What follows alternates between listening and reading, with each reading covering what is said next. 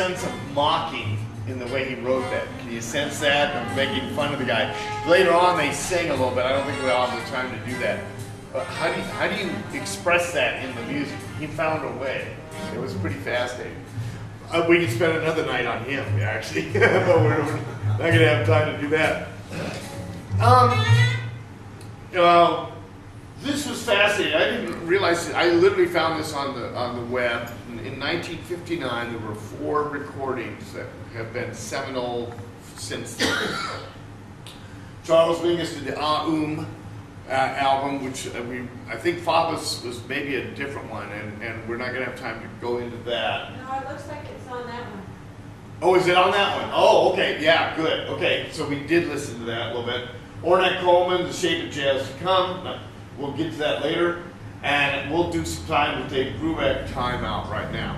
And of course, many of you know Dave Brubeck, again, had so much popularity. It was accessible, the music was listenable, he was a great writer. Paul Desmond, his saxophone player, was a great writer too. And we got Joe Morello on drums, Eugene Wright on bass. Again, a segregated band, which was becoming more of the way of the world, but still kind of new. Excuse me, I think we have a video of this, take 5. And unusual because jazz is usually at 4, and now we have it 5.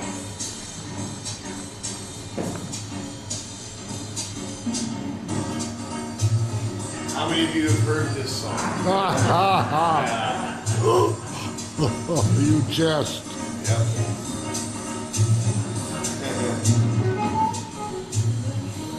Ralph Gleason, he just passed away, didn't he? Yeah, you know that? Ralph Gleason, I think, just passed away.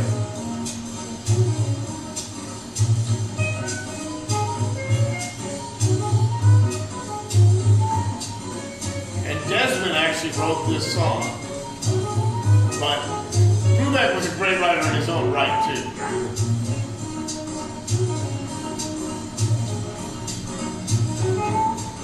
It's almost hypnotic. Hypnotic. Yeah, yeah.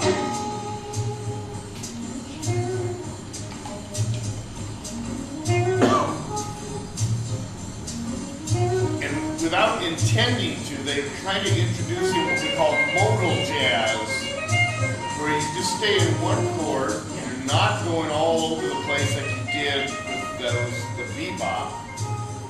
And the song itself had a form, but they choose to improvise over just part of it. And like you say, like Jazzman Joe says, it's hypnotic.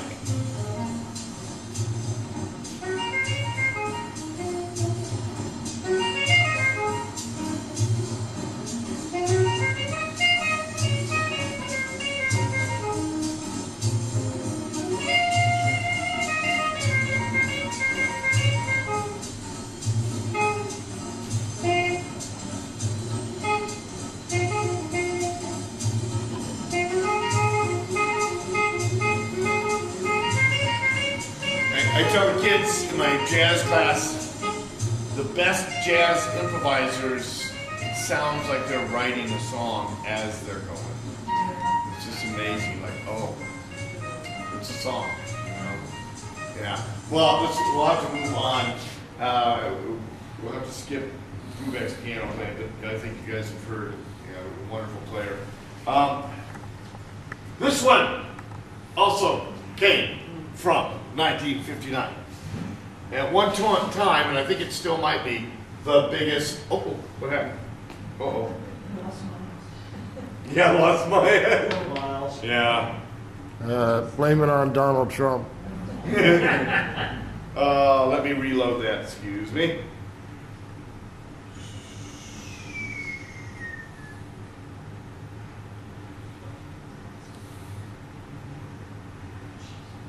And supposedly, Kind of Blue is the largest selling jazz album of all time. At least at one time that was the case. And we have a little video footage, which is kind of cool to see. Okay, let me get it all back there. And so Miles is back around. He quit cold turkey on his drug addiction, at least at this point, and kind of had some slow years in the early 50s, still some interesting recordings. He was with Prestige, and then I think he goes to Columbia to do this, if I remember correctly. Let's see.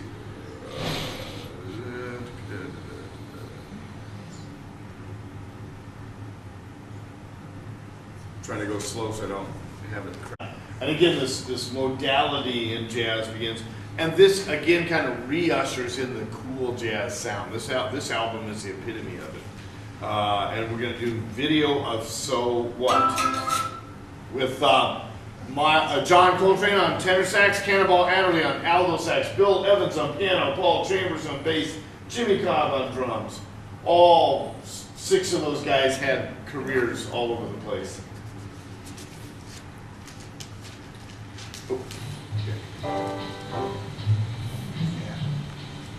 oh, I missed the trombone. I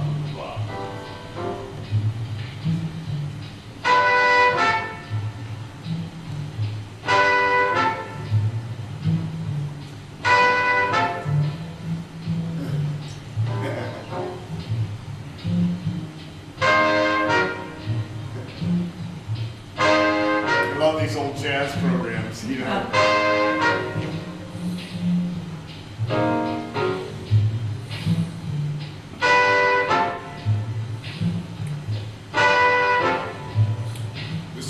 So What is interesting because the bass is playing the melody. Now we're in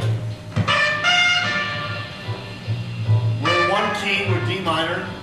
We're going to stay here for a little bit.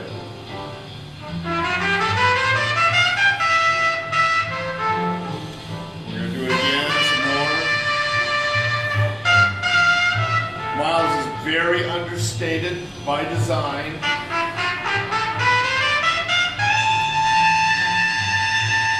Go up a half step. There's minimal movement.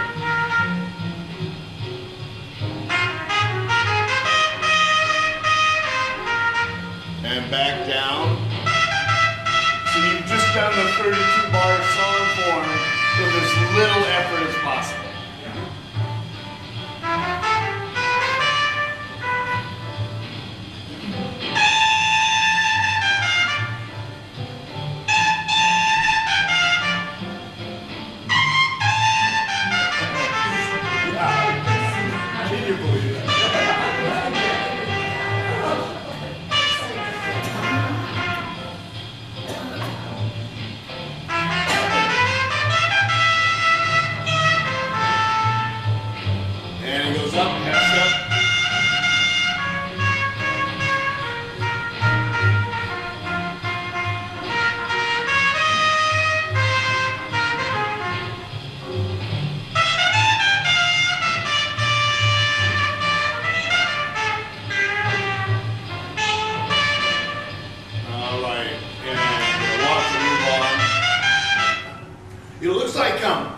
They have the trombone player who I didn't recognize subbing in for Cannonball, because I was thinking, oh, I should have played Cannonball because he plays so well, such a wonderful player, and so opposite of what Miles would do, and we're going to hear Miles later.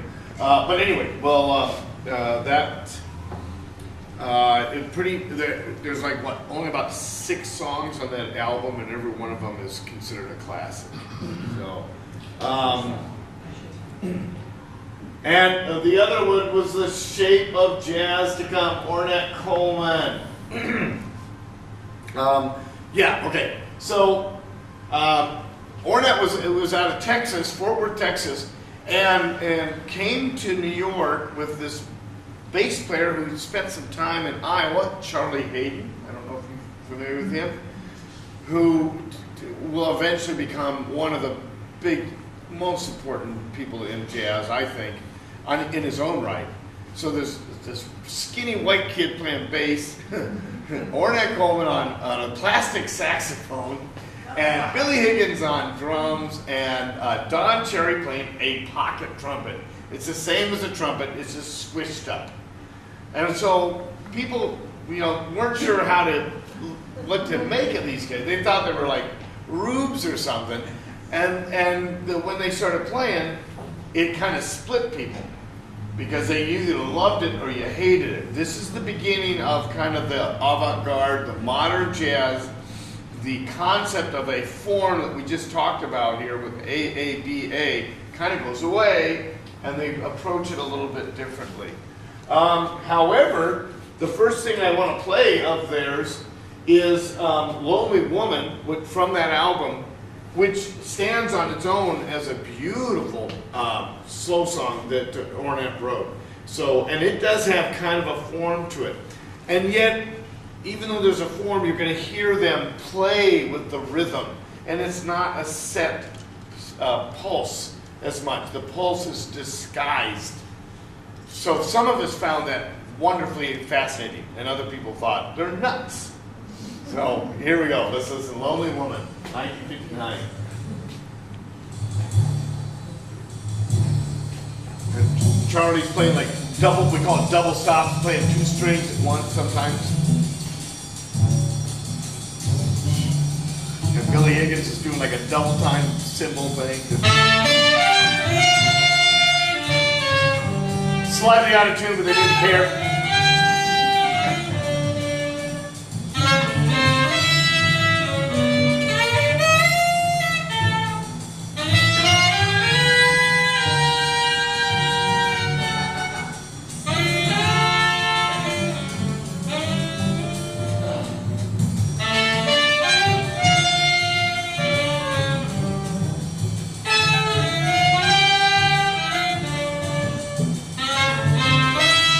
That was a repeat of the musical idea, kind of like quasi A and A. So there is a form to this one. Now here comes the B. A little bit.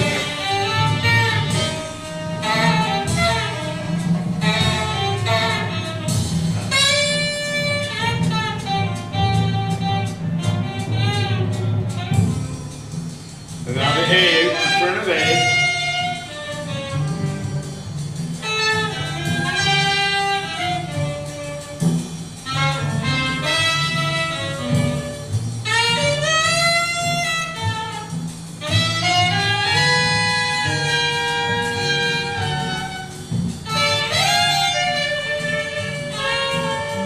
Okay, and that's one chorus too.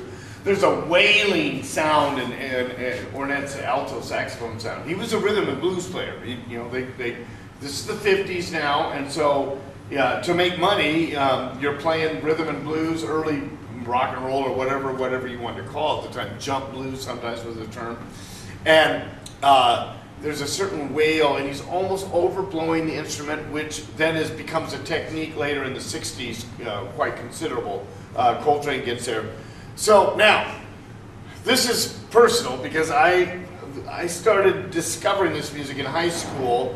So now I'm going to play stuff I have to hear. I want you to hear because I found this album at the Franklin Library. It was called Science Fiction, Ornette Coleman. This is like 1971 or 2 for me. It came out in 69. And I'm like, well, I'll check that out. And I put it on. I'm like, that's really strange. And then the more I listened to it, I thought, oh my God, I love this.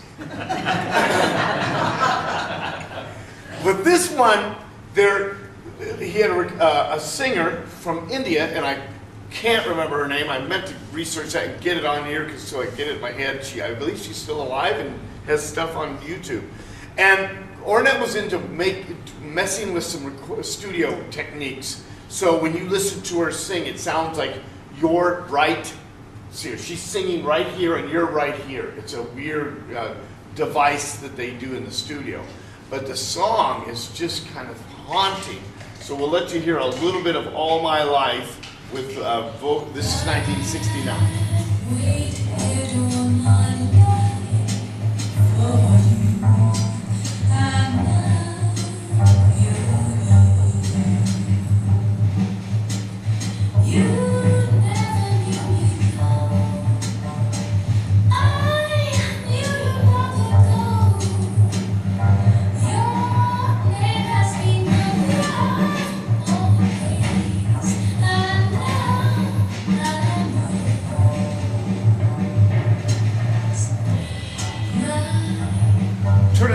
little bit, Barb, so you can maybe hear how she sings. It's fascinating.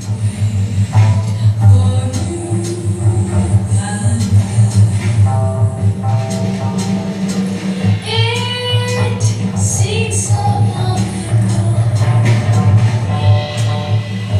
joy that I never knew. Time never really ceased for me and you. The man comes in and paraphrases what she just did. Kind of wailing technique. And so I'm gonna move on because I want to play my next one. Meanwhile, Billy Higgins is back there. He was from New Orleans. He's playing marching. He's like street marching. It sounds totally disconnected. And yet, I found that fascinating, you know. Then, this was what they were kind of about. This lawyer, this is kind of a challenge to listen to. But it's so out there that I like it. You're going to understand that there's a part of me that has to have this wash over my ears a lot. And this is called Law Years. Let's take a look. Run it. Charlie Hayden.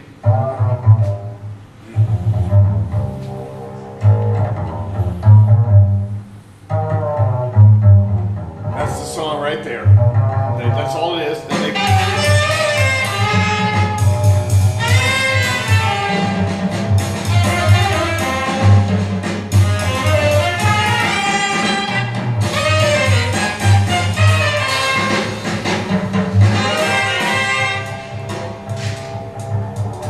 And here's Charlie playing. I've never heard such a bass sound. Such a sound.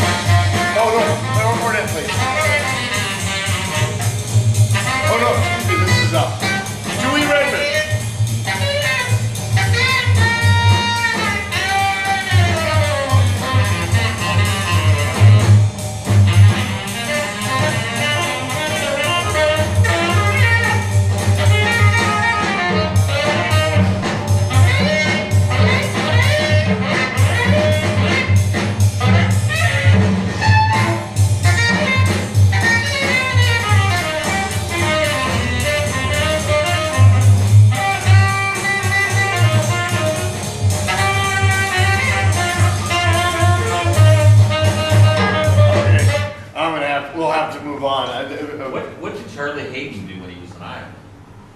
He was a kid. Oh. I didn't explain that. This is fascinating. They were from like, what's the southwest corner of Missouri? What's the town that's not St. Joe, but down south. Independent. Kansas City. No, south. South bad. Springfield? Springfield. I think they're from the Springfield area, and they were involved with it was a singing family, and they all sang. He sang on the radio at the age of like 2.5, and they moved to.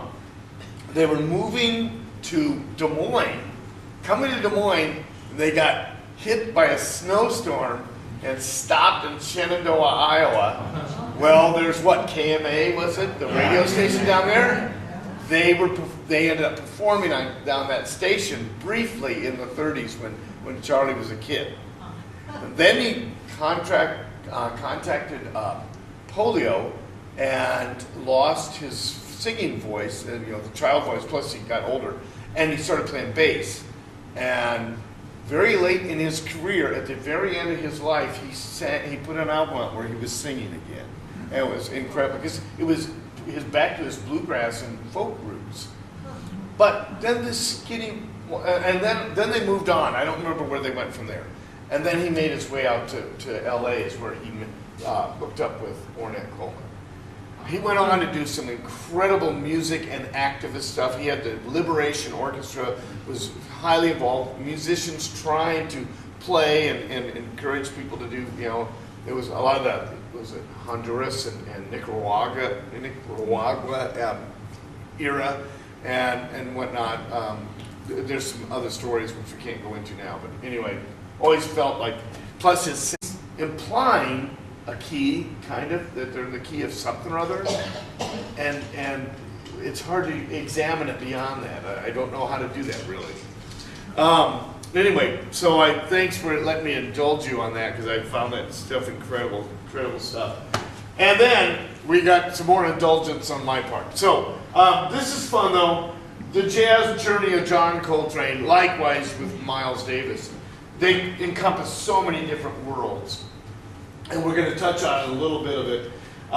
He was tenor saxophone, the pinnacle of instruments. At this point, he kind of elevates the tenor to the instrument. It had been kind of the alto and trumpet, but now John takes it up. Thesaurus of Scales. It is a huge book about like this, and he basically memorized it. And they say that on breaks, he'd go in the bathroom and practice. He was fanatical about this. I just read that his first wife, Naima, who he wrote an incredibly beautiful song we're not going to listen to tonight because I got another one I want you to listen to. Even after they divorced and he married Alice Coltrane, they stayed close and stayed friends, and I was glad to hear that because it was such an incredible song that she still had that presence in his life. He died at 67 of liver cancer, I think. I mean, he again quit heroin, cleaned himself up, got spiritual.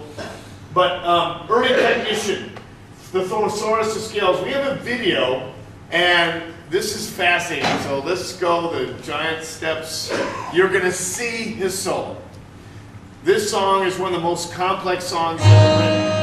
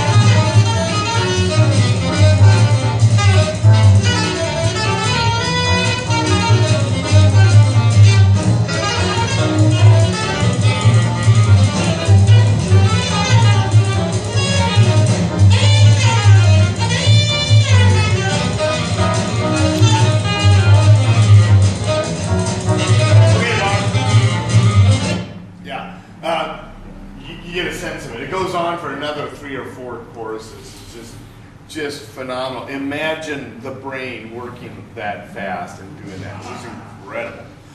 And then,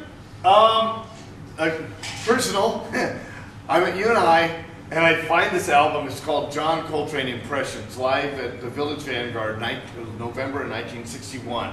And some DJ who was in the little tiny student radio station we had in the Union at UNI, and somebody had written, like for one of the songs, Gone, like just weird, and then another one was Far Out, and so I was intrigued, and I listened, and this is Impressions, and we have this on recording, and this Impressions again is like So What? It's real simple, one chord and then up a half step and then back down, but it's this is the intensity is where Coltrane went after he did giant steps. It's a completely different direction. So let's hear a little bit of that. He's counting it off.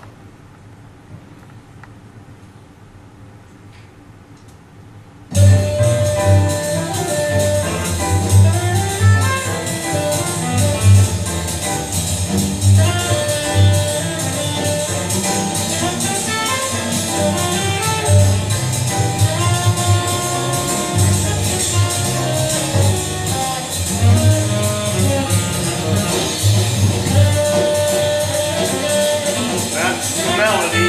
Now for 14 more minutes he plays. Yeah, on.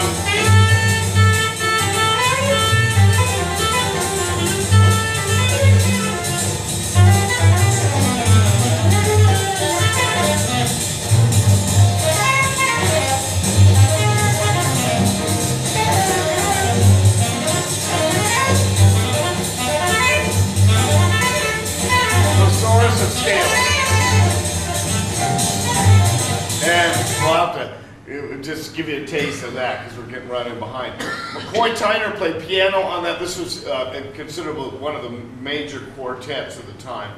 McCoy Tyner, who went on to have his own career in piano. Garrison, Jimmy Garrison on bass, who is incredible bass player, although he didn't really lead things on his own. And Elvin Jones. There was the Jones brothers, Hank Jones on piano, Elvin Jones on drums, Thad Jones on trumpet and cornet.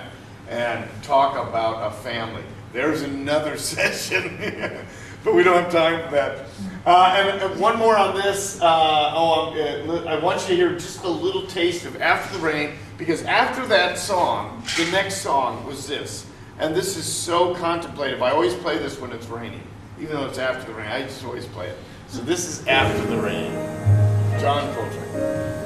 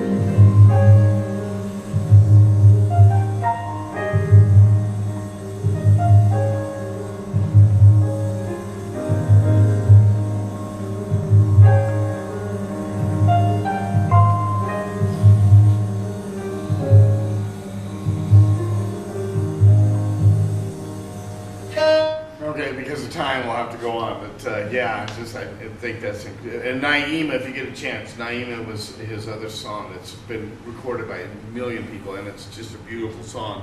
What I'm gonna do is just show. I'm gonna have to skip towards the end because do you notice the instrumental bias? You haven't heard anyone sing lately, have you?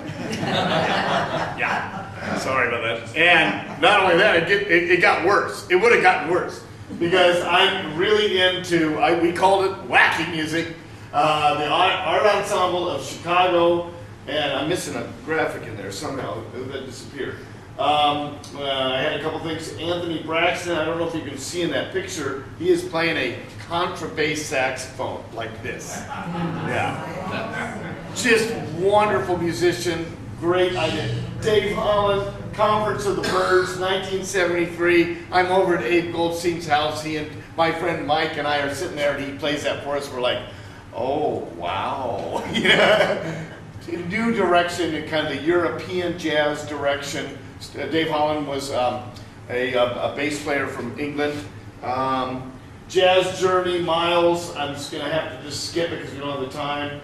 Miles Smiles, another famous quartet with Wayne Shorter on tenor sax, Herbie Hancock on piano, who I did not do enough with, and I apologize. Ron Carter on bass, the great Tony Williams on drum. I was going to play In a Silent Way, which I think is the most beautiful album almost ever done. That's my favorite of Miles. And then in the late 80s, he had this rock band that was about as incredible stuff. It's called Live Around the World. and any cut from that is phenomenal. Maybe we better do this because Mondo is playing. These are some of the earliest. Mario Balsa and Machito, they were kind of creating the Afro-Cuban world that Dizzy kind of got started. Maybe there's a video of Machito. Let's try that. The Ritmo Caliente. A reaction against Xavier Cugat. That was the real corny stuff. Like, basically, I Love, what's his name? Desi Arnaz, yeah. That was the corny Latin. And this one, yeah, let's Take it after Cuba, and we do with Zoom Sims on tenor, Tanga.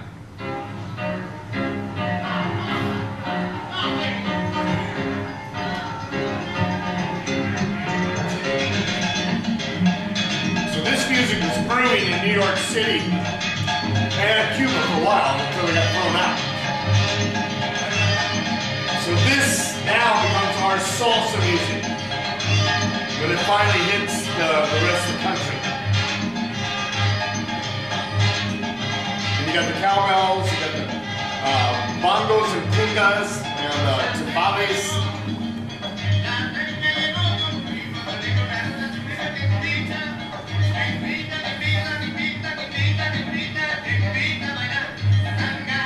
Okay, we just got a little taste because now I'm in trouble. I gotta play this for you. I'm gonna skip this the one Bongo Santa Maria. I did not realize this, but when I went to play with Tony Valdez and his Lars band a few years ago, have you guys heard Tony? And we tried to recreate some of the Hey, salsa. we're music lovers here. We know Absolutely. everybody. So Tony, he's got Watermelon Man in the book. I'm like, why are we doing that? Turns out, I didn't know this, in 1962, Mongo Santa Maria did a cover of Herbie Hancock's Watermelon Man, and it was a big deal in the salsa world. And I'm going to probably skip that because of time, and I think a lot of you know that song, and that would be great. That's what made him famous. But I also didn't know this. He wrote the song Afro Blue.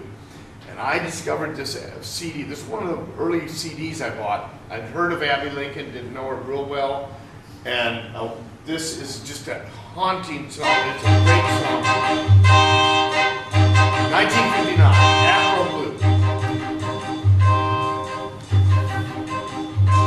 Dream of a land my soul is from. I hear a hand stroke on a drum. Shades of delight, cocoa hue, rich as the night, Afro blue.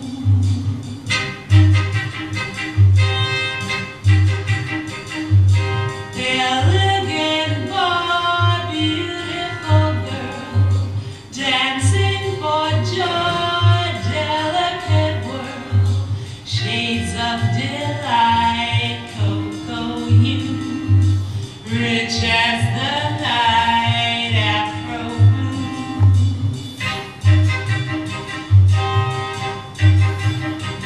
Two young lovers face to face with undulating grace, they gently sway then slip away to some secluded place. Shades of delight, cocoa hue, rich as the night, Afro blue. Yeah, I could listen to that all night. Latin jazz started in New York. Pardon? You said Latin jazz started in New York.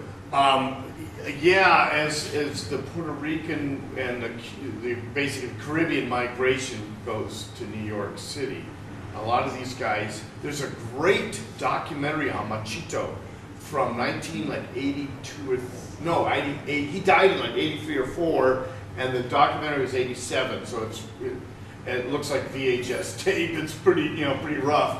But I watched it one night, and it was and this music fermenting in the barrios of New York. Yeah, isn't that fascinating?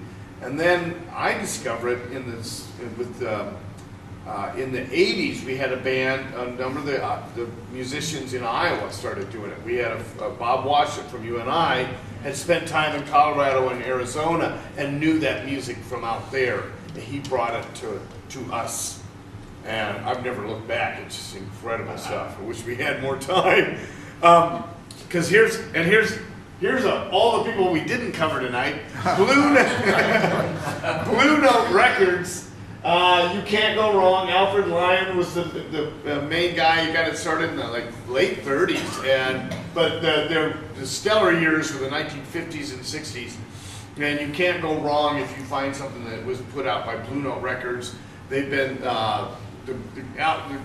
the label is still around, and I believe these are usually reissued and available, so you can find them. And they were known for their urban album covers. This is Larry Young, Unity album, Oregon, incredible music. Sam Salomon, our own Sam Salomon, plays some of Larry's stuff.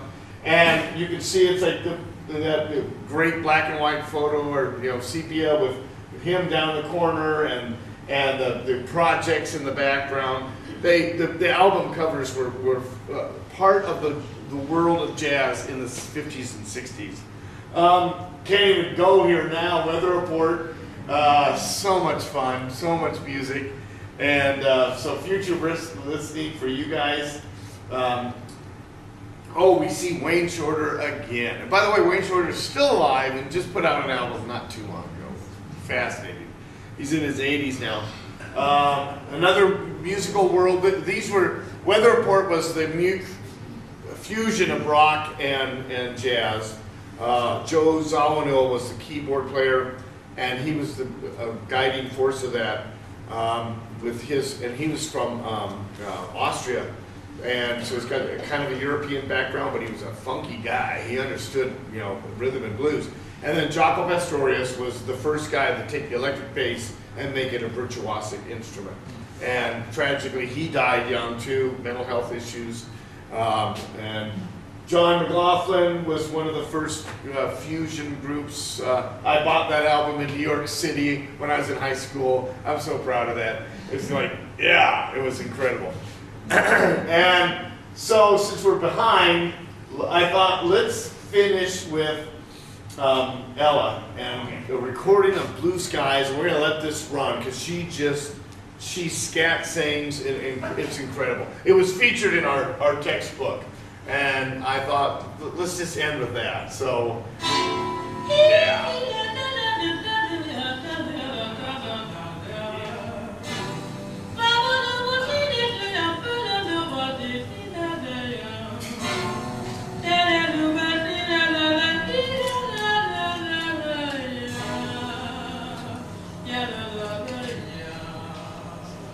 Blue skies smiling at me. Nothing but blue skies do I see. Blue birds singing a song. Nothing but blue birds all day long. Never saw the sun shining so bright. Never saw things going so right. Noticing the days hurrying by when you're in love. All of them gone, nothing but blue skies from now on. Here she goes.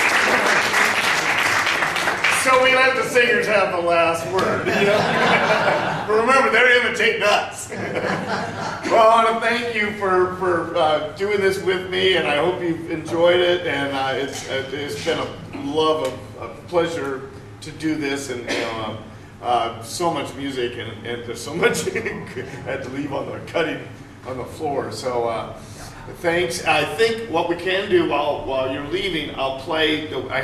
Chris Potter is a saxophone player who's going to be playing on the 18th, and I just found a song where he's playing with I can't remember the piano player he's with.